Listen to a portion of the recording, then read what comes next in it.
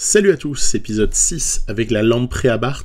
On est donc toujours sur Pro Cycling Manager en mode carrière suite à une saison assez jolie avec Astana. On a changé de sponsor et l'objectif principal, les deux objectifs principaux de cet épisode, c'est le Tour des Flandres et le Tour du Pays Basque. Voilà, sachant que nous avons en ligne de mire Paris-Roubaix, mais ça je vous le proposerai à l'épisode suivant où le top 5 est requis vis-à-vis du sponsor. Donc, quel va être mon leitmotiv ici ? C'est essayer de performer sur le Tour du Pays Basque, mais aussi d'essayer sur le Tour des Flandres de ne pas reproduire, la fin de course qui peut laisser un sentiment d'amertume qu'on a vécu sur le E3 Saxo Classique, Grand Prix de l'E3 pour les anciens. Alors, c'est vrai que Bettiol à -2, j'étais pas très confiant, et en fait, à ce moment-là, dans le final, je pensais devoir plutôt jouer la carte de Casper Asgreen, parce que, quelque part, j'attendais une contre-attaque de Van Aert, et bien mal m'en a pris, parce qu'en fait, je n'ai jamais offert de relais à Mats Pedersen, et en même temps, c'était délicat de relayer, donc vraiment, ça restera un what if. Si Bettiol avait relayé Pedersen, que se serait-il passé ? Après, je lance parce qu'on est un petit peu obligé de lancer, mais il y a trop de monde. Il y a trop de monde à l'arrivée de ce GPE3 pour pouvoir ensuite s'imposer. Donc, victoire logique pour un sprinter, en l'occurrence Pedersen. Ça aurait pu être Philipsen de la même manière. Dans cette période où certains sont en stage pour le Giro, ça aussi, vraiment en ligne de mire, le Giro également, eh bien... on va essayer, de vous proposer. Alors, je vais y aller dans l'ordre. Le Dwars, évidemment, puis le Tour des Flandres, ensuite le Tour du Pays Basque, et puis après, on dira un petit mot du Grand Prix de l'Escaut qui a lieu pendant le Tour du Pays Basque. Allons-y. En guise d'échauffement, donc, avant le Tour des Flandres, il y a le Dwars der Vlaanderen, désormais, depuis un certain nombre d'années, une épreuve World Tour, alors que, souvenez-vous, dans un passé, je dirais il y a 10 ans, ça ne l'était pas. Mais voilà, c'est devenu une course qu'on regarde, une course sur PCM qu'on a envie de disputer, et une course parfois sur laquelle certains peuvent s'illustrer. Alors ici, l'opposition est quand même magnifique, puisqu'il y a Van Aert, Pedersen, Van der Poel, et même dans l'équipe de Van der Poel, il y a aussi Philipsen. Donc là, on a vraiment pas mal d'adversité. Ça va être difficile de s'imposer sur un profil aussi peu sélectif. Et c'est un petit peu le même problème que celui qu'on a rencontré par exemple sur l'E3. Où à l'épisode précédent, je vous avais proposé une E3 Saxo Classique qui avait été à l'arrivée peut-être un peu décevante de par le nombre de coureurs qui se mêlent à la victoire finale, ou en tout cas qui sont quasiment dans le même groupe que ceux qui s'imposent. Et ici, il y a beau avoir un joli travail de la Visma Lease Bike, tantôt relayé par Lidl Trek et tantôt relayé par Alpecin-Deceuninck, ça reste quand même peu sélectif. On peut même pas dire que le vent joue vraiment un rôle là. Le vent n'est pas assez fort. Non, tout ce qui peut jouer un rôle, c'est éventuellement les secteurs pavés montants ici, comme le Teijenberg, voilà, c'est ça. Après, on abordera le Kreuzberg 6 ou 7 km plus loin. Voilà, ça peut générer des cassures. Ça peut faire une sélection, et on peut se retrouver dans un groupe un peu réduit grâce à cela. Voilà, donc le Kreuzberg qui arrive ici. Alors ici, pas de secteur pavé, uniquement un secteur vallonné, mais avec de jolis pourcentages par endroit. Vous voyez ici, ça grimpe. On est à 7% au plus fort quasiment. Et c'est comme ça qu'on va se retrouver. Mais c'est une montée qui est relativement courte. Quelques instants plus tard, avec deux coureurs qui sont sortis, vous les voyez. Je crois que c'est de mémoire Pitty et Stuyven, mais je suis pas sûr que ce soit pas Van Barle et Stuyven. En tout cas, voilà, un Visma et un Lidl Trek, histoire de bien obliger nos amis les Alpecin-Deceuninck à rouler. Puis après, une fois que tout le monde a été repris, parce qu'au final, ça avait peu de chances d'aboutir, leur petite escapade à deux, là. Moi, je demande à Battistella, de rouler. C'est un petit peu son registre là sur les Flandriennes, en tout cas pour cette année. Et en vertu de ce qui s'est passé dans les semaines d'avant, Battistella a déjà bien gagné. Donc je pense qu'il est temps de rendre un petit peu aux autres tout ce qu'ils lui ont apporté. Vous voyez, encore plus d'une quarantaine de coureurs au moment d'aborder les 10 derniers kilomètres de ce à travers la Flandre. Du coup, je vais demander finalement à Asgreen de rouler, puis Bettiol sera en charge de placer Ballerini de la meilleure manière qui soit, pour peut-être une conclusion de Max Kanter, sait-on jamais. Donc en tout cas, c'était un petit peu le projet à ce moment-là, dû un peu à la forme du jour de Kanter, hein, je dois l'avouer. Et c'est ainsi qu'on s'élance, vous voyez, dans les derniers virages. Et dans ces derniers virages, que se passe-t-il ? Il y a tellement de virages, justement, que ça fige un peu les positions, et puis surtout, ça nous rend impossible la tâche pour ce qui est de reprendre Mathieu Van Der Poel, qui était légèrement sorti. Attention aussi Ben Turner, client, hein, peut-être pour le Tour des Flandres à venir, parce que je ne sais pas comment c'est possible, mais Ben Turner, lui, il est jamais fatigué, il n'a pas des notes de Cador, mais il est jamais fatigué, et il est toujours là au sprint, alors qu'il n'y a pas forcément des notes de sprinter, quoi, mais qu'il y a 72 et 72. Que Van Der Poel s'impose, par contre, ok, tout va bien, rien de plus logique. Donc voilà, l'histoire d'un Dwars door Vlaanderen qui s'est passé un petit peu comme on pensait qu'il allait se passer.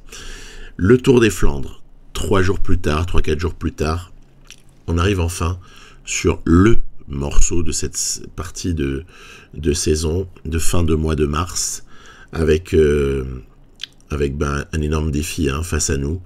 C'est faire face... Bon, alors, il n'y a plus Philipsen, c'est pas grave, mais par contre, il y a Van Der Poel, Van Aert et Pedersen, ils sont là.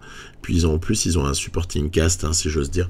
Ils ont une équipe qui est assez costaud à côté, je dirais.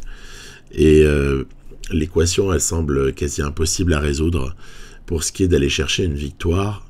Donc on va essayer de jouer placé, et puis on verra bien s'il y a une porte qui s'ouvre. On mettra les deux pieds et le vélo dedans. Hein. Voilà, donc premier passage au Vieux Quarmont, à 140 et quelques kilomètres de l'arrivée. Donc on est très loin du final et du moment où les choses se joueront. Mais bon, restons placés à l'avant, on ne sait jamais. Ça évite les mauvaises surprises. Et puis surtout en cas de crevaison, du coup on a un moindre trou à boucher. Après c'est pareil, un petit peu moins de 100 km de l'arrivée. Vous l'avez reconnu, hein, bien sûr, c'est le mur de Grammont. Donc écoutez, autant se mettre là aussi bien positionné. Asgreen peut relâcher une fois qu'il est arrivé seul en tête, ou en tout cas voilà, en menant le groupe. Cassure pas obligatoire, même si voilà, vous voyez, légère cassure avec un groupe de 100 derrière, mais ça peut encore se reconstituer. Voilà, c'est là que commence le vrai Tour des Flandres, presque à 90 bornes de l'arrivée. Et puis c'est là qu'on va commencer à voir comment on peut jouer notre carte. Vous l'avez certainement vu avant que je vous le dise, Kasper Asgreen est bénéficiaire d'une sublime forme à +3 en ce jour, et par contre l'ami Bettiol est à -1. Et regardez aussi, que se passe-t-il plus de 60 km de l'arrivée, sortie de Tischbenot et de Jasper Stuyven. Ça, c'est très malin, puisque ça oblige la Alpecin de Koenig à s'épuiser. Donc voilà, très bonne chose, ça les oblige à se bouger. D'ailleurs, on le voit, c'est eux qui mènent. Après, moi, je vais quand même leur filer un petit coup de main dans le deuxième passage du Vieux Quarmont. Donc on va quand même se positionner à l'avant, faire attention parce que ce groupe-là, avec Benoît et Stuyven dedans, je sais que ça a peu de chance d'aller au bout, mais je suis pas représenté. Donc j'ai quand même aussi 2-3 raisons de rouler. Puis on va demander ici, un petit peu comme ce que je vous montrais sur le Dwars, juste avant, là, à Battistella, de fournir de gros efforts pour nous ramener. C'est pas que j'ai pas confiance en Alpecin de Koenig, mais je préfère quand même être dans une stratégie un petit peu agressive. Sans cela, on va se faire endormir et peut-être qu'on ratera les bons wagons au moment décisif. Voilà. Donc, encore une petite ascension courte sur les pavés. Voilà, on peut voir que l'écart est quand même relativement maîtrisé à ce stade-là, toujours environ 2 minutes. Toujours Alpecin de Koenig qui fait le boulot. On aborde le Tyenberg, endroit délicat parfois. Certains sortent parfois. On voit que Mathieu Van Der Poel accélère, regardez-moi ça. Sortie de Van Der Poel, ils en ont marre de rouler les Alpecin de Koenig. On est à 37 bornes de l'arrivée. Van Der Poel, il a dit non, j'y vais. Sauf que, réaction immédiate de la Visma, elle a beau avoir Benoît à l'avant, elle n'a pas confiance. Elle roule tout de suite sur Mathieu Van Der Poel. Moi, je pense que c'est bien joué. Il ne faut pas trop croire en la défaillance de Van Der Poel, donc évitons les surprises. Donc, plutôt pas mal joué de la part de la Visma. Et c'est comme ça que, vous voyez, Van Der Poel va être repris quand même relativement rapidement, moins de 10 km après sa tentative d'escapade. Et donc, il n'a au passage pas repris Stuyven et Benoît, ainsi que les rescapés de l'échappée matinale du tout. On les aperçoit juste devant. Donc là, ça continue à rouler. Le regroupement va avoir lieu. Et allez, on aperçoit encore Stuyven qui fait de la résistance. Et on arrive au 3e passage du Vieux Quarmont. C'est ici que ça peut se jouer. Déjà, il n'y a plus qu'une vingtaine de coureurs. On voit que on est plutôt bien positionné, mais il y a quelqu'un qui semble accélérer, regardez-le, c'est Wout van Aert. Wout van Aert qui a choisi ce moment-là pour attaquer. Moi, je peux que constater les dégâts. Hein. Donc j'y vais, curseur, Asgreen, protégé, 88. Ok, mais on peut pas faire mieux. Hein. Si je fais mieux, je me tue. Derrière, Van Der Poel a compris, il roule, mais il y a une petite cassure qui s'est opérée. Pedersen n'est pas dans ce groupe. Pedersen est juste derrière. Il est... c'est pas grand-chose, hein, dizaine de secondes derrière. Voilà, ça y est. On le voit apparaître. C'est lui qui a ramené Wellens, qui a ramené Nils Politt également. Et c'est comme ça qu'on va avoir ici une montée à une vitesse sidérante du Paterberg. Van Aert a peut-être déjà course gagnée avec 30 secondes d'avance, sait-on jamais. Mais en tout cas, Wellens ne l'entend pas de cette oreille. Il s'envoie pour le compte de son équipier Nils Politt. Et nous, on a réussi à se préserver encore un peu. On a 3 coureurs, ils sont certes à l'agonie tous les 3, mais on a 3 coureurs à l'avant. Et je vais demander tout de suite à Fedorov de se sacrifier pour essayer de boucher le trou, ou en tout cas le maintenir l'écart avec Wout van Aert, parce que si on laisse trop d'écart à Wout, on sait que c'est fichu. Personne n'est prêt à relayer à part un petit peu Wellens. Je me décide donc à faire rouler Bettiol, mais c'est le moment où Pedersen, avec Asgreen dans la roue, a décidé de reprendre. Et Wout van Aert est donc repris, regroupement en tête à 6 km de l'arrivée. 9 hommes qui sont les uns avec les autres. Que va-t-il se passer? Moi, j'ai plus beaucoup de barres. Asgreen paraît le mieux placé. Attention, oh là là, il a placé une attaque là, Nils Politt, exceptionnel. Qui va pouvoir répondre à ça? Ben, en l'occurrence, Van Aert, Van Der Poel, Pedersen. Et là, je décide de poursuivre avec Asgreen. Asgreen à fond les ballons. On a pris la roue de Turner parce que je me méfie de son opportunisme. Ça va être le sprint. On passe sous la flamme rouge. Asgreen a tout donné. Bettiol contre les balustrades. Et personne ne reprendra Alberto Bettiol. Ici, waouh, une victoire qui décoiffe. Une victoire à laquelle je m'attendais vraiment pas. On a tout fait pour évidemment rester dans le coup jusqu'au bout. Mais de là à pouvoir prétendre qu'on pouvait s'imposer, mais pas du tout. Moi, je me disais à ce moment-là, bah, tu vas faire 4e, quoi. Ce qui est pas mal déjà, hein, au final. Et non, en fait, Van Aert, il lui restait plus rien pour sprinter. Van Der Poel peut-être un tout petit peu bloqué derrière Van Aert, et surtout derrière aussi Pedersen, peut-être. En tout cas, ce sprint se goupille mal. Politt est un peu court, Turner est un peu court, et au final, bah, tous sont finalement piégés par l'Italien Alberto Bettiol.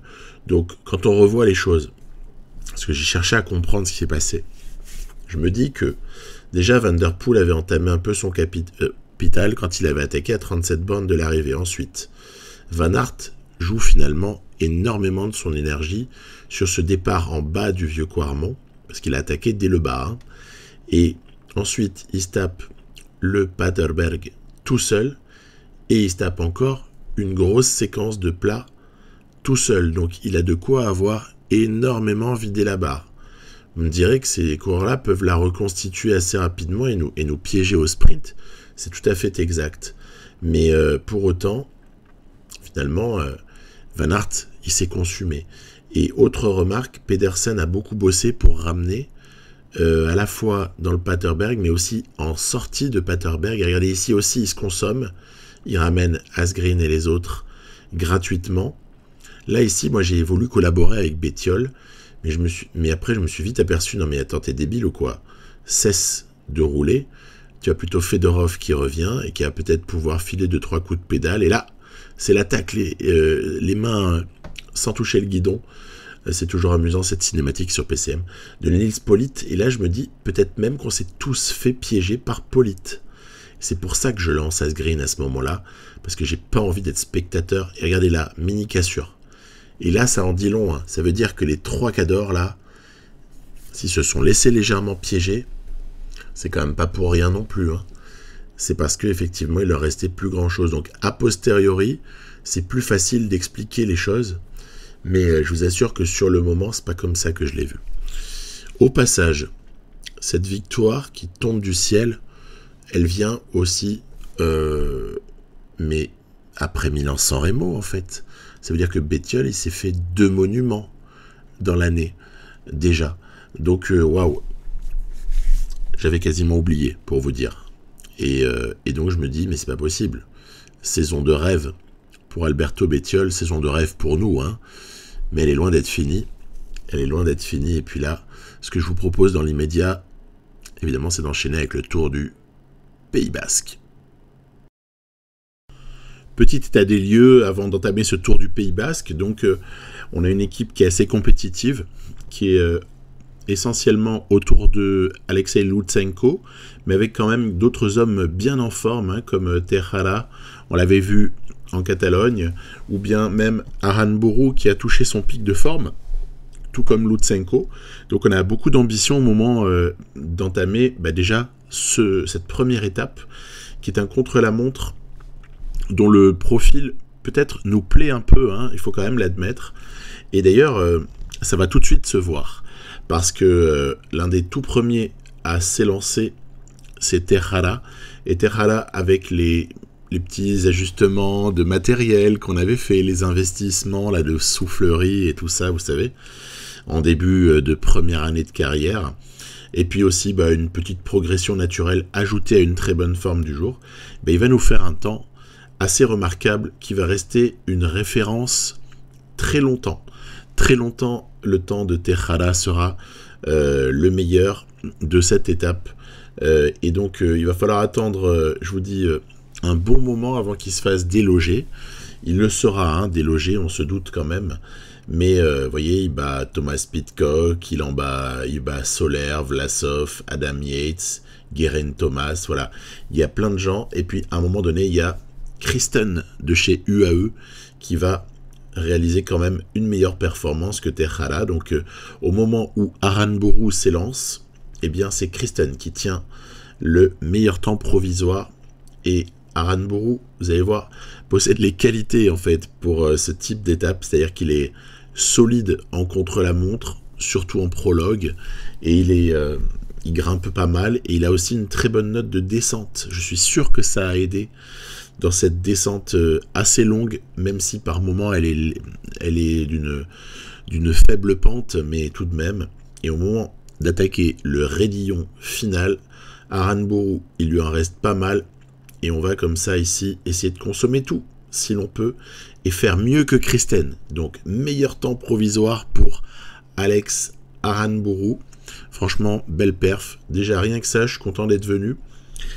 Et que vous dire, sinon que j'attends aussi une très grosse performance de la part de notre Kazakh Lutsenko, dont les qualités peuvent totalement convenir à ce type de profil, même si, derrière, on le verra, hein, il y a Pogačar, Vingegaard, il y a Evenepoel, donc on n'est pas non plus tout seul. Hein. Mais tout de même, voilà, je voulais vous montrer le joli 86 en effort continu, je dirais, dans la première partie de ce contre-la-montre. Ensuite, on va très doucement monter vers 88 dès lors que la pente va un petit peu s'accroître, parce que je suis persuadé que on perd en fonction de la pente de la barre rouge. Donc là, en l'occurrence, même avec un gros effort, on récupère de la barre rouge. Ça va être important pour attaquer le raidillon final. Et Lutsenko n'était passé qu'en 19e position à l'intermédiaire, hein, mais vous allez voir qu'il va pas mal bosser dans tout le reste de ce, appelons-le prologue, même si c'est encore un petit peu mieux qu'un prologue, puisqu'il fait quand même voilà, 15-16 bornes, c'est quand même solide. Et regardez, le rayon final, très bonne résistance ici d'Alexei, hop là, qui termine à bloc et qui fera le meilleur temps provisoire, encore mieux qu'Aranburu. Alors du coup, je regarde derrière, je vois Roglic qui a fait un très bon intermédiaire, on voit que Skeil Mose en a fait un énorme également, on voit que Pogačar est en train d'arriver sur leur talon. Bon, on va rester sur Roglic, parce que c'est déjà un premier repère très intéressant pour s'étalonner. Et Roglic, bah, qu'est-ce qu'il va nous faire? Il va tout simplement terminer derrière Lutsenko. Skeil Mose, de la même façon, regardez, termine derrière Lutsenko. Par contre, Pogačar, et oh, il n'y a pas de miracle, Pogačar, il va terminer devant Alexei Lutsenko, 10 secondes de mieux que le Kazakh. Attention, quid de Vingegaard sur ce profil, normalement, ça lui convient également. Eh bien, moins bien que Lutsenko. Par contre, Remco, lui, va s'insérer, regardez ici, entre Pogačar et Lutsenko. Il fait 1 seconde de mieux que Lutsenko. Et donc, bah, très fier de ce prologue, il faut quand même le dire, parce qu'on est allé ici chercher une sublime performance qui nous permet encore d'espérer des choses au général de ce Tour du Pays Basque. Si on avait pris 1 minute ici, ben le tour était mort. Il fallait peut-être plutôt s'attaquer à des victoires d'étape, ou une victoire d'étape, mais là, tous les espoirs sont permis, on est en course, et on va pas baisser les bras si facilement. S'annonce donc ensuite une deuxième étape qui possède là aussi une toute petite arrivée en bosse finale, derrière une difficulté plus conséquente. Donc on verra un petit peu ce qu'on va essayer de faire. Et puis après cette étape-là, alors qu'on ramène les uns et les autres de l'arrière, parce que les positionnements étaient encore une fois assez variés, dirons-nous, il y aura quand même une étape 3 avec arrivée au sommet qui risque de piquer, alors que par contre l'étape 4, on sait qu'on prendra pas très cher. L'étape 5, elle est limite une étape qu'on peut cibler pour notre sprinter Aranburu qui est présent ici. Et puis par contre, juge de paix, l'étape 6, arrivée très très classique, Eibar. Donc bon bah là, ça veut dire que ce Tour du Pays Basque, il est très très ouvert. Je vais vous faire une confidence à l'avance, je ne vois pas Vingegaard s'imposer là-dessus, ça me paraît totalement délirant. Et à contrario, battre Pogačar là-dessus, ça paraît être un truc quasiment infaisable. Oups, que se passe-t-il? Alerte chute. Lutsenko a chuté ici dans une descente. C'est ma faute. J'aurais dû enlever le protecteur. Je pense en tout cas que ça peut avoir un lien avec la protection de Sreling. Bref, on va se reconstituer, tout va bien. Il n'y a pas d'abandon. Il y a eu d'autres chutes en plus qui vont nous faciliter la tâche pour ce qui est de rentrer. Regardez, Arkea qui a aussi perdu un coureur. Je crois que c'est Vauclin qui a chuté et du coup ils veulent le remonter. Ça va finalement nous aider. Et puis ce qui va aussi beaucoup nous aider dans un deuxième temps pour remettre tout le monde en place, c'est le fait que l'échappée a été reprise, ce qui fait que UAE s'est enfin calmé et a arrêté de rouler comme c'est pas possible. Depuis le début de l'étape, le rythme était très soutenu et puis là, il le sera moins. Du coup, je me mets à surveiller les moindres pourcentages descendants afin de vite retirer les protections. Et c'est ainsi qu'on va aborder la difficulté finale, peut-être dans une place un peu lointaine, mais voilà, bah écoutez, c'est comme ça. De toute façon, dans ce type de montée, là dans les pourcentages rouges et noirs, eh bien, forcément, ça roule très très fort. Il y a beaucoup d'équipiers encore, il y a beaucoup de leaders. De toute façon, on n'arrivera pas à faire de diff là-dessus. Il aurait fallu que ça dure encore beaucoup plus longtemps pour qu'un effort curseur prolongé puisse effectivement avoir un vrai impact. Mais là, en l'occurrence, tout ce que je vais réussir à faire, c'est demander à Aranburu et Lutsenko d'aller rallier la roue de Lopez, lui-même tiré par Mouloubran, qui fait une énorme étape sur la barre jaune. Mouloubran, sur la deuxième partie de l'ascension. Mais il est très solide quand il est en bonne forme, parce que le physique à ce moment-là devient assez solide, alors que sinon c'est quand même en règle générale le point faible du coureur en question. Et puis c'est comme ça qu'on va essayer de voir si on pourrait pas se mettre dans de bonnes dispositions pour lancer. Alors j'essaie de lancer avec Tejada, mais d'autres ont eu la même idée. Puis ensuite essayer de faire démarrer Lutsenko, mais regardez, il y en a un qui est beaucoup trop bien emmené pour que nous puissions lui contester la victoire d'étape. C'est Tadej Pogačar, sublimement lancé par Marc Hirschi, qui vient aussi prendre la deuxième place. Et du coup, la troisième place devient quasiment une belle performance, je crois. En tout cas, voilà. Donc, voilà comment on vient faire une deuxième fois troisième sur le Pays Basque. Et on va regarder au général, on va la voir dans un instant, se positionner en deuxième position générale. Ça va apparaître de suite. Après, voilà, je vous laisse juste voir que Vauclin, ça valait le coup de rouler pour lui parce qu'il fait une très jolie quatrième place. Et puis au général, donc, voilà, Lutsenko est deuxième à 16 secondes. On passe ensuite à l'étape 3.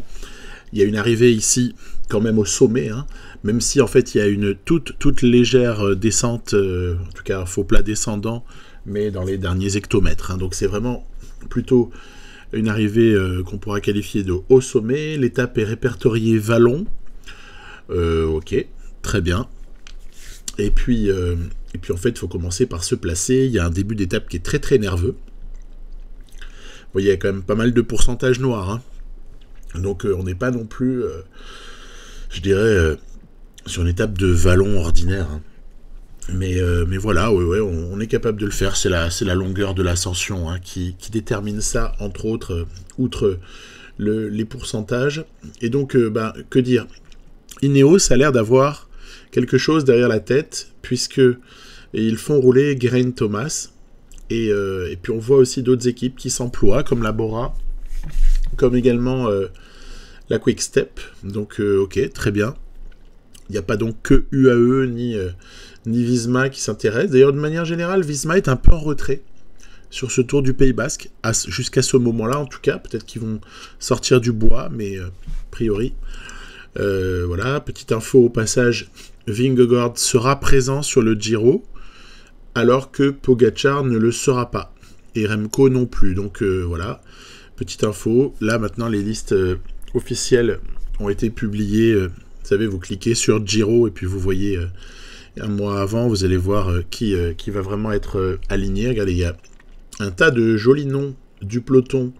Van Etveld, Madouas, Gaudu, qui ici sont des missionnaires en fait, hein, Mikel Landa, etc.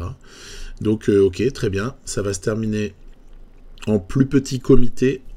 Les cassures se sont opérées. Et puis nous en fait, ce qu'on va juste essayer de faire, comme très souvent, c'est se positionner. Il faut se positionner en bas de la dernière difficulté du jour et ne pas subir la loi de Pogačar si possible, parce qu'on sait que sinon il est imbattable. Donc peut-être essayer de profiter de nos équipiers et de leur travail. Donc déjà, dans l'avant-dernière difficulté du jour, eh bien je demande à Mouloubran d'aller rouler très fort, voilà, pour maintenir une forme de pression. Et puis ensuite on va basculer. C'est pas le meilleur descendeur du monde, Mouloubran, mais bon, qu'est-ce que vous voulez que je vous dise ? On fait avec ce qu'on a. Mais après, par ailleurs, je le trouve assez performant. Hein, quand il est en bonne forme, c'est un coureur très utile. Un bon équipier, je trouve. Allez, on va attaquer l'ascension finale. Elle est pas longue, hein, je vous le disais. On va regarder au moment où on est au pied. Il va rester...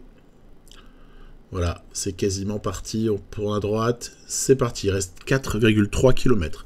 En gros, c'est comme le Mont Faron, quoi. Et donc, blague à part, on a Lopez et Terhala qui sont chargés de travailler quand Mouloubran n'en pourra plus. C'est déjà le cas, il a déjà énormément donné. Lutsenko et Aranburu peut-être légèrement en retrait. Et puis, regardez, en fait, il va se passer un truc qui est rigolo.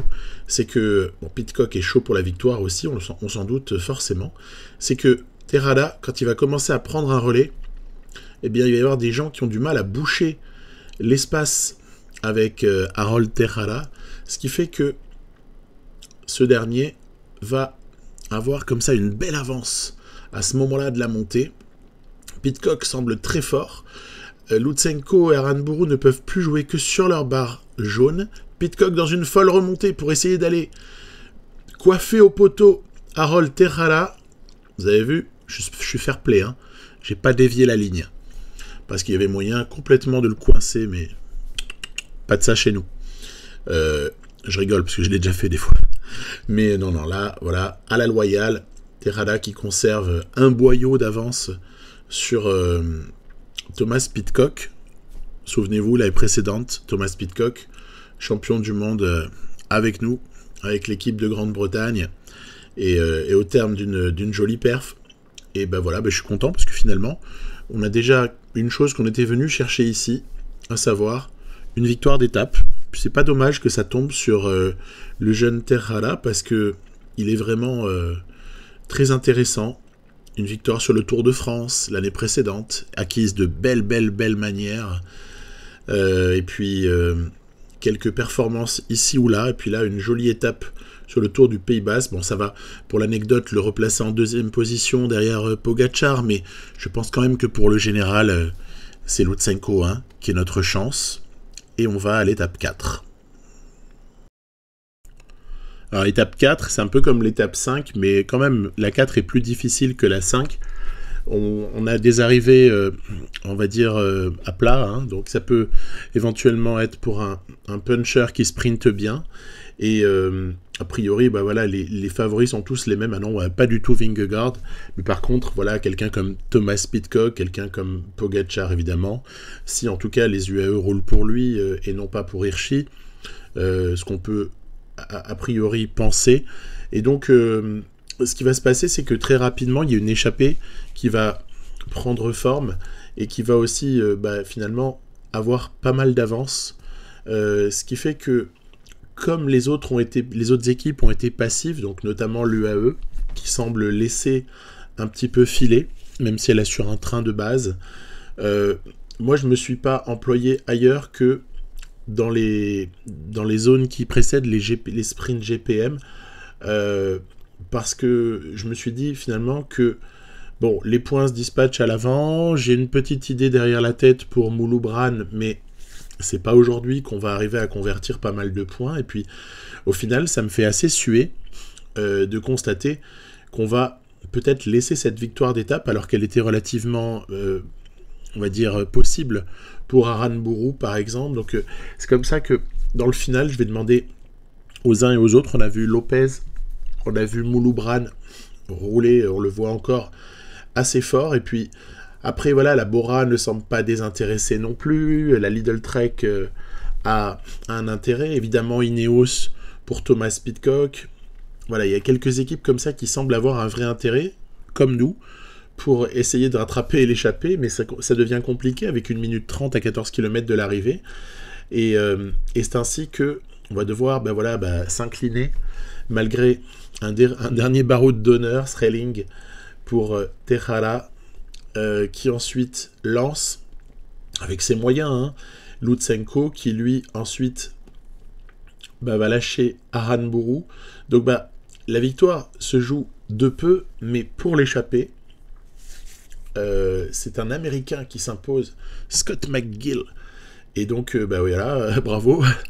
Et la belle leçon, finalement, ici, c'est que il aurait fallu se mettre à rouler avant. Parce que, au final, ça a arrangé tout le monde, qu'il n'y ait pas de bonification à partager entre les leaders. Enfin, ça arrange surtout Pogacar, en fait. Si les 3 étapes qui restent, enfin, les 2 après celle-là, se passe comme celle qu'on vient d'avoir là, bah finalement il a gagné. Hein. Donc victoire pour l'équipe Kern Pharma et Scott McGill.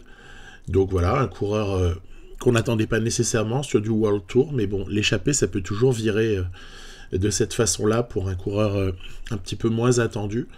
Et après, s'enchaîne une étape 5, donc je vous le disais, un petit peu moins accidentée, sur laquelle, a priori, on n'attend pas de différence particulière entre les favoris.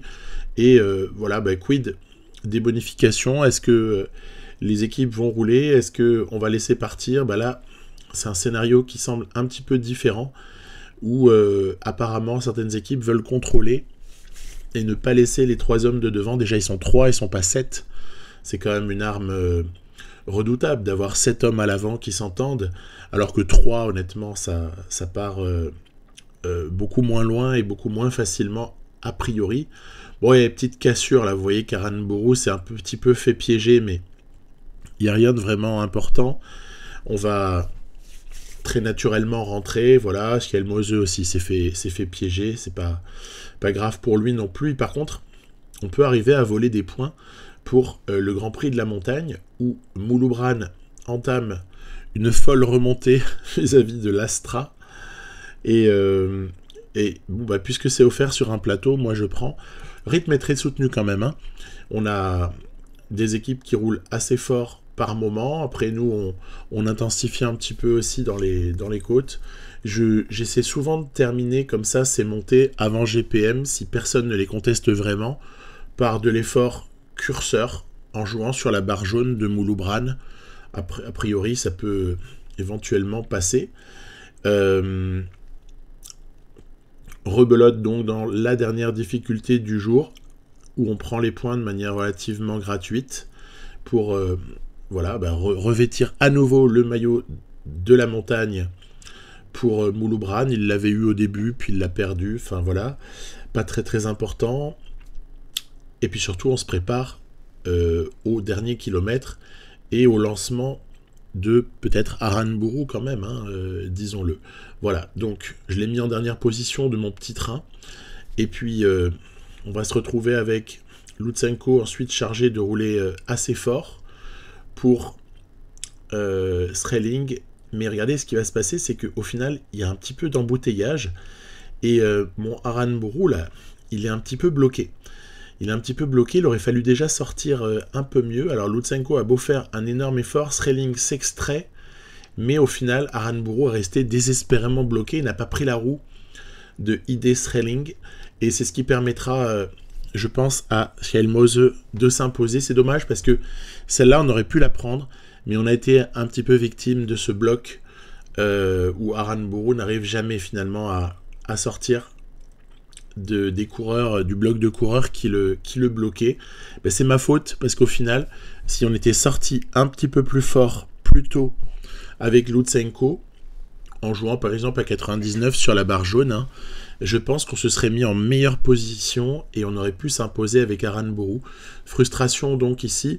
Les bonifications chez Schjelmose, Hirschi, Schreling n'ont pas d'impact particulier au classement général, ce qui fait que on se retrouve toujours avec une situation figée depuis l'étape, finalement depuis la fin de l'étape 3, où 5 secondes seulement séparent Pogačar premier de l'ami Tejada deuxième. Donc là, en plus, mes ambitions de général avec Lutsenko, qui est à 12 secondes, lui, de Pogačar, en prennent un fameux coup, parce que l'arrivée du jour, elle est très très difficile, et je vois mal comment on va pouvoir mettre un écart à Pogačar. Bon bref, sait-on jamais, mais a priori ça va être compliqué, donc je pense peut-être plus à ces... Vous voyez, il y a 2 sprints intermédiaires dans le final, 2 sprints intermédiaires qui offrent chacun 3 secondes de bonification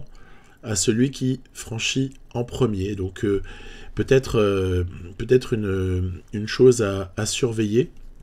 On a également en tête le Grand Prix de la Montagne avec Mouloubran qui produit des efforts monstrueux, le pauvre, il est presque en train de vider sa barre jaune, mais après ça se reconstitue dans les descentes, dans la plaine, enfin on n'a pas de problème avec ça, donc il faut oser aller tout au bout du bout pour grappiller encore, surtout que celui-là était de catégorie 1, donc voilà, il nous met déjà un petit peu à l'abri au niveau de ce classement annexe, et bon, vous le voyez, UAE est très présent, hein. UAE roule super bien, il y a finalement deux équipes qui roulent, hein, essentiellement, c'est UAE et nous-mêmes, donc on est encore très loin de l'arrivée, c'est une étape assez nerveuse qui est plutôt courte, sur laquelle finalement il n'y a pas de temps de répit autre que les descentes, mais après ça roule fort presque tout le temps. Ici voilà, on assure définitivement notre maillot, définitivement ou presque, oui voilà, on peut considérer que c'est quasiment fait à ce moment-là pour Mouloubran, et on va rentrer dans la deuxième partie d'étape. Après une petite zone plane, on va entamer l'avant-dernière difficulté du jour, antépénultième, donc que dire, je surveille, j'ai peur de m'exposer et de tout perdre, je sais pas trop comment sortir face au rythme qui est imposé par le team UAE, quand même admettre qu'il roule très très fort, et donc finalement voilà, encore une fois, ce qu'on arrive encore à sauver, c'est des points pour Mouloubran, parce que personne ne les conteste. Finalement, les seuls qui pouvaient contester ce classement-là, ce sont plutôt des gens qui étaient dans les échappées, comme l'Astra, et ils sont plus vraiment présents à l'avant, hein, à ce stade-là. Ça a roulé encore une fois très très fort. Le peloton n'est réduit qu'à un petit 90. Et là, regardez, hop, petit vol de 3 secondes. Ah, virtuellement, on est à 2 secondes de Pogacar avec Tejada. Ok. Il faut être vigilant sur le prochain sprint intermédiaire. Il y a peut-être quelque chose à aller chercher là, sur cette zone. Alors j'ai laissé le final en intégralité parce que je me méfie quand même énormément de la montée finale. Pour l'avoir déjà joué, en plus, ce profil-là, cette étape, elle est relativement classique. Hein, c'est arrivé à Eibar. Donc, on sait à quel point voilà, les tout meilleurs peuvent faire la différence dans la dernière ascension, en partant, par exemple, en bas, et ensuite en maintenant leur effort et en nous empêchant de les reprendre. Donc, j'ai surtout pas envie de tout perdre et je veux garder des chances dans le final. Néanmoins, regardez, grosse accélération ici dans cette avant-dernière ascension. On n'est pas forcément super bien positionné. Il faudrait remonter ici. Et puis, ouais, on est un peu trop bas. Moi, je trouve qu'on est un peu trop bas, vous voyez, en revoyant les choses. Il faudrait se préparer un peu mieux à grappiller les points du dernier sprint intermédiaire. Ok, ça roule pas mal. Il y a quelqu'un qui va sortir ici. Hop là, ça y est, attaque de Rubio. Pas une très bonne affaire pour nous, ça, Rubio. Parce que Rubio, il va aller piquer les 3 secondes. Et puis, on n'aura pas de possibilité de répliquer à cela. Bon, après, je vais vous dire un truc. Prendre 2 fois 3 secondes sur la dernière étape et essayer, par exemple, d'égaliser le temps de Pogacar avec Tejada pour gagner comme un voleur le Tour du Pays Basque, sachant qu'en plus Pogacar ne se mêle pas au sprint, hein, c'est surtout ça. Je trouve ça relativement immoral, donc je suis pas forcément non plus grand fan de ce genre de braquage. On l'a pris une fois, mais je trouve que quand même, à l'arrivée, il faudrait le faire à la pédale. Voilà. Il faudrait que ça se passe à la pédale pour que ce soit intéressant et que ça vaille le coup. Je fais carrément du curseur protégé sur mes 3 meilleurs coureurs. Tejada 2e, Lutsenko 4e et Aranburu 6 ou 7e, je ne sais plus. Et en fait, vous voyez, il y a une relative neutralisation entre les hommes forts dans cette montée. Alors c'est un peu regrettable, ça peut encore se décanter, hein, qui sait. Mais ça devient ici toujours compliqué de sortir parce qu'on a quasiment plus de barres rouges. Si j'étais pas en curseur, je pourrais me faire distancer de toute façon. Et on n'arrive pas. Il y a des gens qui roulent trop fort pour nous. Mais en même temps, c'est un peu logique. Hein. Même Vingegaard, vous voyez, est très très bien placé. Il peut peut-être envisager la victoire aujourd'hui. Pidcock également. Pogacar qui remonte. Attention. Et là, on commence à se dire que ça va être compliqué. Ça va être très très compliqué d'arriver à gagner la moindre seconde sur cette étape-là. Une lutte entre Gaudu, Thiolet et Almeida pour la victoire finale. Et regardez, on fera pas mieux que rester dans le même temps que Tadej Pogacar. Victoire finale pour le Slovène, donc au général de ce Tour du Pays Basque, pour 2 petites secondes. Et Almeida s'offre la victoire dans cette 6e étape. De peu, il est vrai. David Gaudu aurait très bien pu s'imposer. Vingegaard n'aura finalement pas été si ridicule que ça. Il devait lui rester pas mal d'énergie. Et donc c'est comme ça que s'achève ce Tour du Pays Basque. Peut-être une légère déception. Mais moi je vous dis, il faut la pondérer en se disant que quoi qu'il advienne, Pogacar était le plus fort. Il a mérité en s'imposant notamment sur le contre-la-montre initial, sur l'étape 2. Et puis ensuite, nous, on est très très contents d'en être arrivés là. Alors, j'ai un petit coup de cœur pour ce Tejada, parce que je trouve que cette magnifique performance du jour vient aussi faire écho à un très beau Tour de Catalogne. Souvenez-vous, l'épisode précédent où il avait assuré une très jolie 6e place au général. Et puis tout de même, cette étape 3 là, qu'on a réussi à prendre sur le Tour du Pays Basque, elle est quand même assez appréciable. On a réussi à résister au retour de Pidcock notamment, mais surtout aussi se frayer un chemin vers la gagne. Donc Tejada, petit coup de cœur du moment. Hein, je suis très heureux parce que en fait, quand on a démarré la partie avec ce coureur, en fait, il avait des notes qui n'ont presque pas évolué. Il y a juste un investissement d'infrastructure, un +3 en descente et un +1 en vallon, mais sinon on n'a quasiment pas observé d'évolution particulière sur Tejada, dont la victoire la plus marquante restera, quoi qu'il advienne, cette étape 17 sur le Tour de France de l'année précédente, sous le maillot alors d'Astana. Et c'est vrai que voilà, je voulais signaler à quel point je suis heureux avec ce coureur. Je le trouve très sympathique à jouer. On a beaucoup d'émotions quand on arrive à gratter quelque chose, parce qu'il est quand même assez modeste sur le plan des notes. Puis c'est vrai que quand il a un +3, ça peut quand même devenir un vrai postulant à de jolies victoires. Tejada, on le retrouvera sur le Tour des Alpes.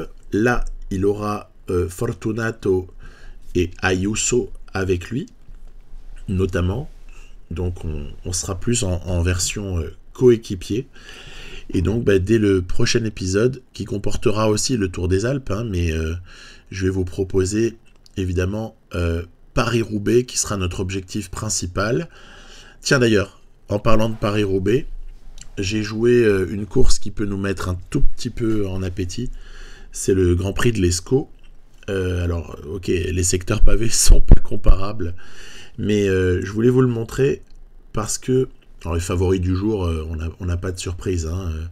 Philipsen et Milan, essentiellement. C'est les zones de vent. Encore une fois, les zones de vent, moi je trouve que c'est une idée magnifique sur PCM. Après, ça peut aussi cheater un peu les choses, parce que, vous voyez, sur des zones de vent, quand ça monte comme ça à 30-40 km/h, vous allez avoir d'énormes différences qui peuvent se faire, et aussi des comportements qu'on peut juger comme un tout petit peu bizarres, les comportements, parce que donc d'énormes différences, vous allez voir à la fin de la zone de vent ici, là, on va avoir une énorme différence qui s'est faite, avec des cassures, avec, je ne sais plus, je crois environ une vingtaine de coureurs, ou trentaine, là voilà, à ce stade-là, dont on s'est fait piéger avec Canter, mais c'est pas bien grave. On a encore le moyen de revenir, quoique, très difficile quand même, par 40 km/h de vent. Et vous voyez, ça lâche pas mal. Le peloton, il est démantibulé. Et on se retrouve en sortie de zone devant avec une situation qui est merveilleuse à jouer pour les équipes de sprinters. Par exemple, je pense à Alpecin de Koenig. Hein. Vous avez Philipsen dans votre équipe. Là, il faut continuer. Hein. Il faut continuer, surtout qu'ils ont quelques hommes à l'avant encore. Il faut continuer. Alors, ok, il reste 150 bornes, mais en maintenant un effort... Enfin, voilà, moi, je sais que je pourrais tenter de le faire si c'était moi qui étais favori d'une course comme celle-ci. Vous voyez, 22 coureurs dans le peloton et tout le monde qui a craqué derrière et qui a des on va dire des circonstances très difficiles pour la suite de la course. Ouais, sauf qu'en fait, en sortie de la zone devant, les mecs s'arrêtent de rouler, que ce soit les Lidl Trek ou que ce soit les Alpecin de Koenig. Alors du coup, et puis regardez, ça va continuer à se reconstituer, si bien que au final, tout le monde va être ensemble. Donc cette zone devant, si tu es très très loin de l'arrivée, elle a servi, pour ainsi dire, à rien. Voilà, elle a servi à rien, tout le monde commence à reprendre sa barre. Voilà, les mecs ont levé le pied là-haut, que ce soit Dillier ou les équipiers de Pedersen. Et c'est dommage, parce que finalement, il y a une non-exploitation de cette zone devant qui peut être pour autant terrible, quoi. Autant ça peut terminer en solo une course comme celle-là, si les mecs jouent le jeu, si l'IA joue vraiment le jeu. Et voilà, je suis un petit peu déçu.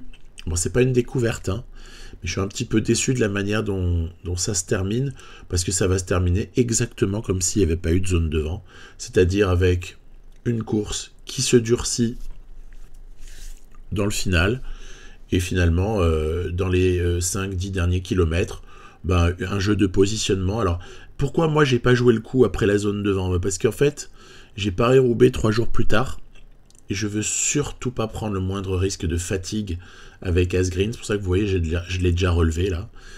Et même Fedorov, ça me chiffonne un peu parce que j'ai besoin de toute l'énergie disponible pour Paris-Roubaix. Ici, on va se placer très très bien grâce à Gatsol. Mais Canter n'est pas le sprinter que peuvent être Jacobsen, Girmay, Arnaud Delis ou évidemment Philipsen. Et du coup, c'est pour ça qu'on s'incline fort logiquement, mais déjà 5e place qui est pas honteuse du tout. Hein. Mais au-delà de ça, voilà, je voulais vous montrer par rapport à cette zone devant. J'avoue que si les développeurs en avaient un petit peu le temps et la possibilité, il serait super intéressant d'essayer de complexifier un petit peu le comportement de l'IA sur ce type de situation, et pouvoir vraiment nous mettre à l'amende, quoi. Hein. Je l'avoue, ce serait très sympa. Voilà. Donc, Paris-Roubaix est donc la prochaine course que je vous présenterai dans le prochain épisode. Sur Paris-Roubaix, on voit que Bettiol est cramé, hein, il n'en peut plus. Hein. Ce Tour des Flandres aura vraiment été son dernier souffle. C'est plutôt sur Casper Asgreen qu'on va essayer de compter. Je pense qu'on a une seule carte, hein. Asgreen, voire Fedorov sur un malentendu, mais je ne crois vraiment pas. Et Asgreen, écoutez, qu'est-ce qu'il a gagné cette année? Une seule victoire, mais une belle. Il a gagné à la Classica Jaén, et honnêtement, c'était ce jour-là magnifique. C'était comme il sait le faire, vraiment sur l'endurance, que ça se joue à toute fin. Il part en barre jaune, et l'adversité n'était pas la même que sur Paris-Roubaix, mais il arrive au max du max de préparation possible. Et donc, voilà. All-in sur Casper Asgreen. À plus. Bye bye.